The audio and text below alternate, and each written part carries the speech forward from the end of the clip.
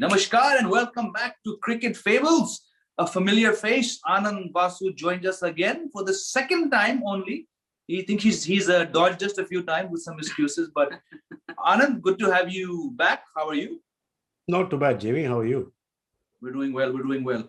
So tell me, Anand. Obviously, the pitch is the topic with every Test match of this series. We have a fair sense of how it's going to be, but can you shed some light on this, please, from Ahmedabad? Well, we haven't been allowed into the ground, reporters, since the last match. We are only there on match days.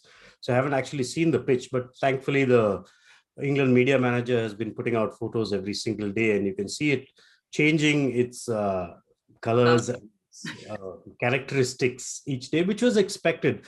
I think early on there was some thought that India would like a flat track because they only needed a draw to get into the World Test Championship final. But given the hold they've had over this England team, given England's lack of options in spin bowling, there's no reason why you would not play anything, why you would play anything other than a turning track. So it looks like it's going to be a turning track.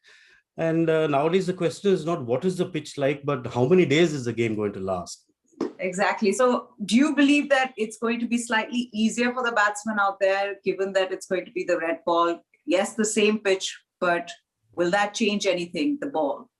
It should be easier, primarily because I think they can't collectively play as badly as they did in the last match from either side.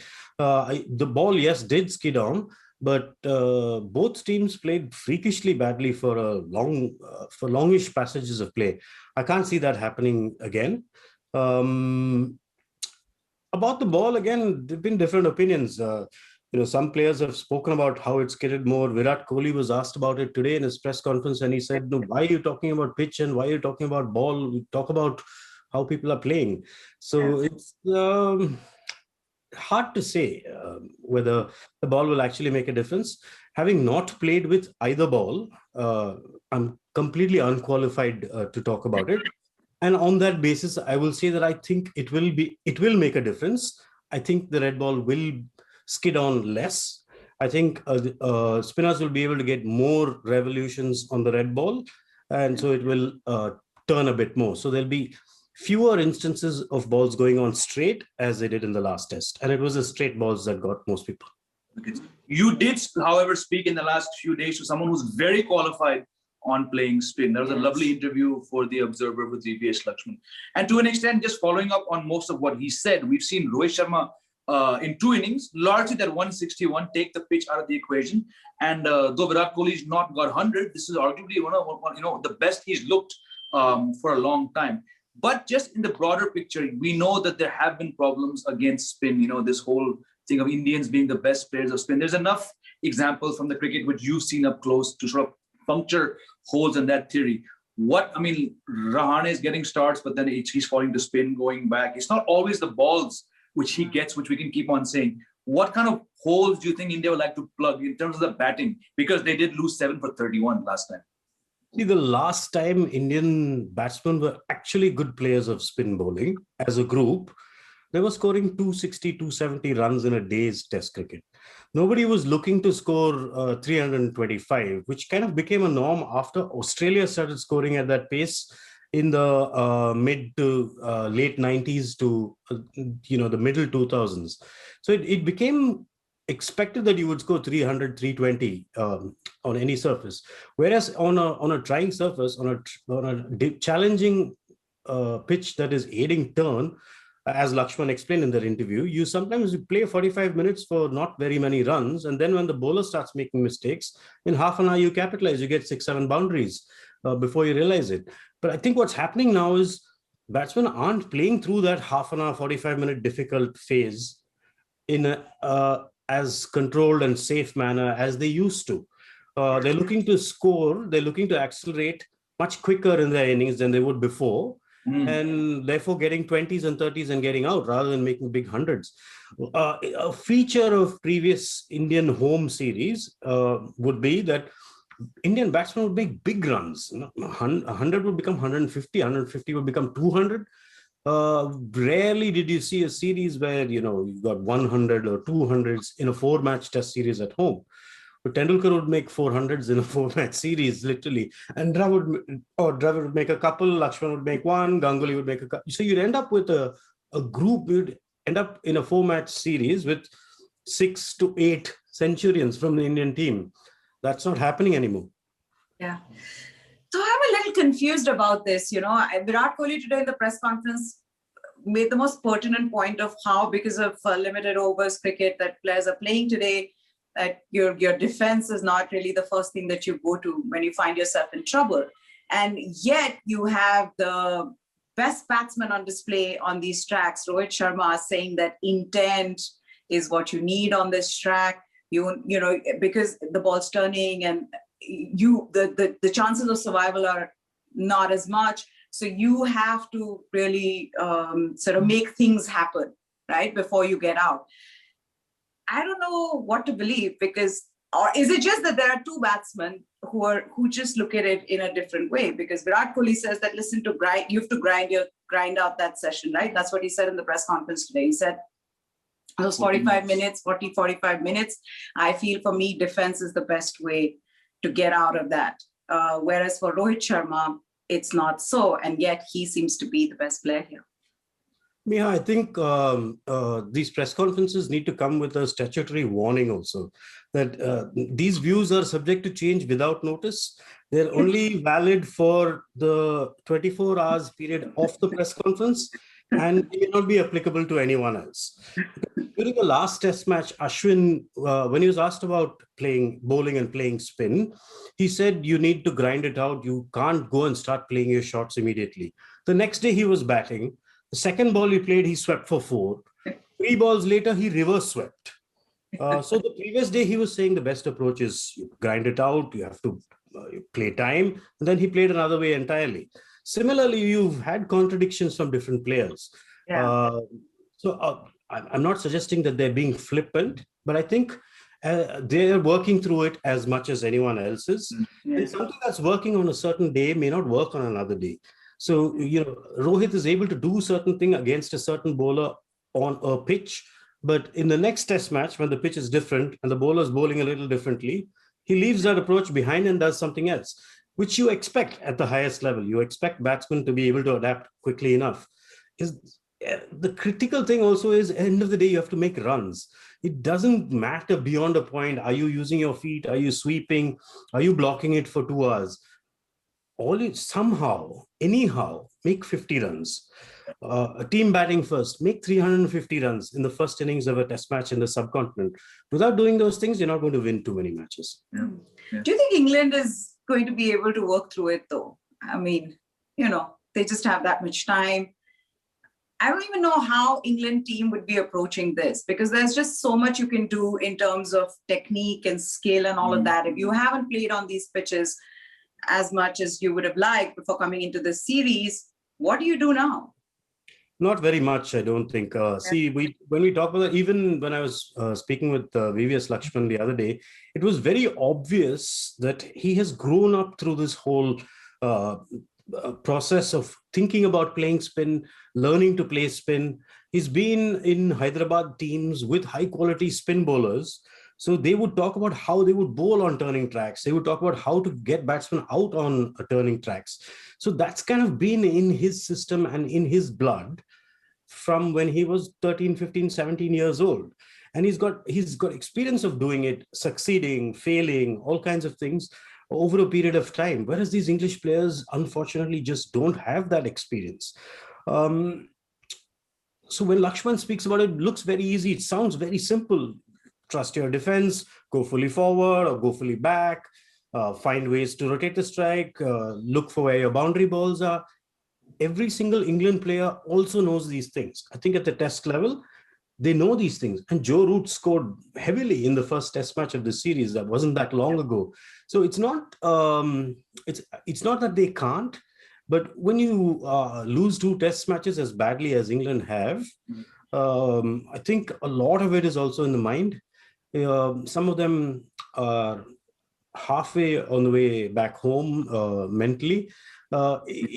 It would take a lot for them to grind it out and then show their A game now. I think we saw glimpses of it. We saw Zach Crawley briefly.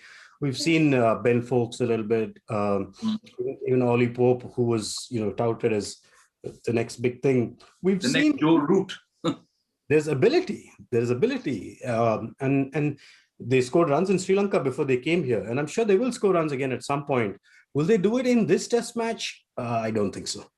They also don't get enough time because they get rotated. So you have Moeen Ali, who's gone back. Now he's come back apparently for the limited overs. So Moeen Ali is there, and also they might have also missed a trick by not going in with a second spinner in the last match, especially when Joe Root said before you were there, he said before the first day, that spin is going to play a huge factor. I guess they were playing for the pink ball, but I mean, I agree with what Anand's saying. It's very, very tough to see these guys bounce back. And it's a matter of how many days. But just coming back to India and the personnel changes, obviously there's no Jasprit Bumrah. Is it an obvious pace bowler for a pace bowler? Or perhaps a chance for someone like a Hardik Pandya to be eased in, given that if the track is going to be a dust bowl or an akhada, as we say in the north, do they need two pace bowlers still? I think you do need to, especially because it's gotten much hotter here in Ahmedabad in the last few days. And this is a day game. We've been venturing out of our hotel as little as possible. But even if you walk down the street for lunch, I'm not exaggerating, your skin is radiating heat in 15 minutes of being out in the sun. It's very pleasant in the shade, which is where we try to spend most of our time. But I think the heat is also going to play, the weather is going to play a major factor. So in that sense, if one fast bowler breaks down early on in the game and you're playing just the one, you're going to be in trouble, especially given that this Indian team doesn't have too many bowling options from their top order. Rohit Sharma bowls off spin once in a while. Virat Kohli's medium pace, I can't remember when last I saw. Rahane doesn't bowl at all. Shubman Gill doesn't bowl. So if you go in with one bowler and he gets injured in the first half hour of play after you've lost the toss and been asked to bowl, then you're in trouble for the rest of the game. So I can't see them playing only one medium pacer. Umesh Yadav for Jasprit Bumrah is the obvious choice. But as we know, would you go for match practice of Mohammad Siraj? I mean, you're really putting Umesh Yadav. I know he's got a great home record, but hasn't had any match practice, whereas you have Mohammad Siraj. Not that they'll be needed a lot, but still. Well, you can make both arguments. When Rohit came into the team for the third test in Australia, he was coming back from injury and he had no match practice. He did well in Australia. He's been India's best batsman in this series. So I think with the COVID situation being what it is now, you're going to see more exceptions where people come into test matches straight away without match practice, simply because there isn't match practice to be had. And when there is match practice to be had, you'll have to do a 15-day quarantine to get into the bubble again. So it's ideally you want someone who's had match practice. But I think Umesh, the temptation to play Umesh would just be too high. For me, certainly, because his home record is incredible. Reverse swing specialist. There's a lot of things going for him. You think they'll stick with the three same spinners, or maybe Washington goes out, Kuldeep gets another look in? You're saying no? And not from what Virat Kohli said in the press conference. And I don't think they played three spinners in the last match. They played two spinners and a batting all-rounder who bowls a little spin. Who bowled all of 4 balls. Well, that's all he was needed to do. You couldn't get the ball off Akshar Patel or Ashwin. So even those 4 balls, if you think about it, weren't really necessary, because if either of the other 2 spinners had continued, they were 9 down anyways. Yeah, but I think in the press conference today, Virat Kohli sort of was...